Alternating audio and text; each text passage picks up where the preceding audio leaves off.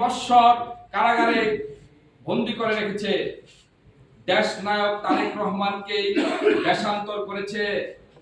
আমাদের প্রিয় নেতা, প্রিয় নেত্রীর কলিজার টুকরা আরাফাত রহমান কুকুর লাশ বাংলাদেশে আসতে হয়েছে। এর চেয়ে হৃদয় কাহিনী কি আর হতে পারে?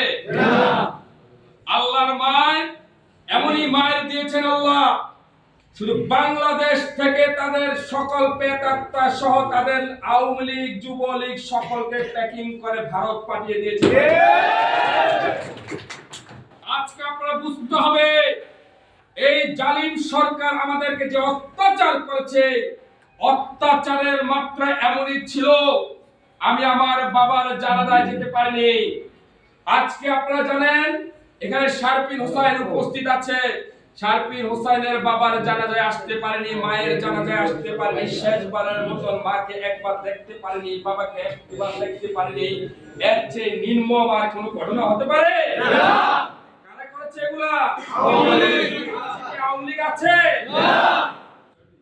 আমার নেতা ডক্টর আনম আহসানুল হক মিলন ভাইকে 3টি বৎসর জেলের কারাগারে বন্দী করে রেখেছিল। কারাগারে যখন উনি ছিলেন বন্দী অবস্থায়, তখন রাতের অন্ধকারে আওয়ামী লীগ সন্ত্রাসীরা তাদের কার্যক্রম পরিচালনা করার জন্য ওই জেলখানার অভ্যন্তরে ওনার শরীরে গরম পানি ঢেলে দিয়েছেন। এতটা নির্মম ভাবে নির্যাতন করেছেন।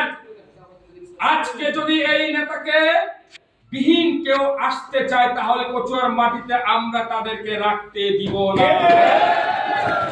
এটাই হবে আমাদের প্রতিজ্ঞা। 24শে আগস্ট বাংলাদেশ থেকে আমরা কচুয়াকে আলাদা করে ফেলব।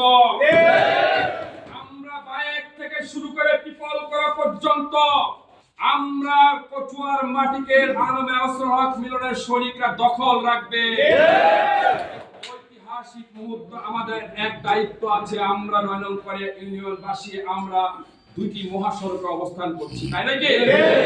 অতএব আমরা 9 নং পাড়িয়া ইউনিয়নের নেতৃবৃন্দ বিগত দিন এই ইউনিয়নের কোনো দালালদেরকে আমরা ঢুকতে দিয়েছি? আপনারা নির্যাতিত হয়েছেন। আপনাদের প্রত্যেকটি ওয়ার্ড পরিচালনা করবেন, আপনাদের প্রত্যেকটি ওয়ার্ডে উন্নয়ন করবেন। এখানে কোনো নেতা নেই, কোনো নেত্রী নেই, প্রত্যেকটি মিলন সৈনিক হলো আগামী দিনের প্রত্যেকটি ওয়ার্ডের সরকার। কথা বলছে এ বড় নেতা, এ ছোট নেতা, আমাদের মধ্যে বৈষম্য থাকবে না। আমরা সিনিয়রদেরকে সম্মান করব, সিনিয়রদের কথা আমরা শুনবো, কোন চাঁদাবাজি সন্ত্রাসীদের কথা আমরা শুনবো না, তাই না? আপনারা দেখেছেন কিছুদিন আগে আওয়ামী লীগের পৃষ্ঠপোষক করেছিলেন উপজেলা নির্বাহী কর্মকর্তা। আমরা আমাদের নেতৃবৃন্দ বারবার ওনাদেরকে সতর্ক করেছিল, আমাদের নেতারা অনেক নির্যাতন হয়েছে, নিপীড়ন হয়েছে, আর আওয়ামী লীগের তাবেদার চলবে না। উনি আমাদেরকে প্রতিশ্রুতি দিয়েছিলেন চলবে না। তারপরেও কিন্তু আমাদের অনেক নেতার বাড়িতে আর্মিদেরকে পাঠায়, পুলিশদেরকে পাঠায়। আজকে কি সেই থানা নির্বাহী কর্মকর্তা কচুয়া আছে? কোন প্রশাসন যদি এখনো আওয়ামী লীগের কথা শুনে, তাহলে আমাদেরকে জানাবেন। ডক্টর আনম আহসানুল হক মিলন ভাই আমাদের নেতা, উনি বাংলাদেশের শিক্ষা প্রতিমন্ত্রী ছিলেন। ওনার ইমেজ আকাশচম্বু।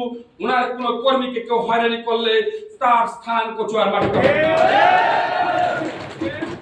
আগামী দিন 24শে আগস্ট আমরা কিভাবে যেতে পারি? প্রত্যেকটি অঙ্গ সংগঠনকে তার ওয়ার্ড থেকে দায়িত্ব নিতে হবে। এই দায়িত্ব আপনার, এই দায়িত্ব আমি হাবিবুন নবী সুমনের না, শারফিন হোসেনের না, আমিনুল ইসলাম মালিকের না। আপনি আপনার গ্রামের নেতা, আপনি আপনার ওয়ার্ডের নেতা, আপনি সর্বোচ্চ নীতি নির্ধারক আপনার ওয়ার্ডে।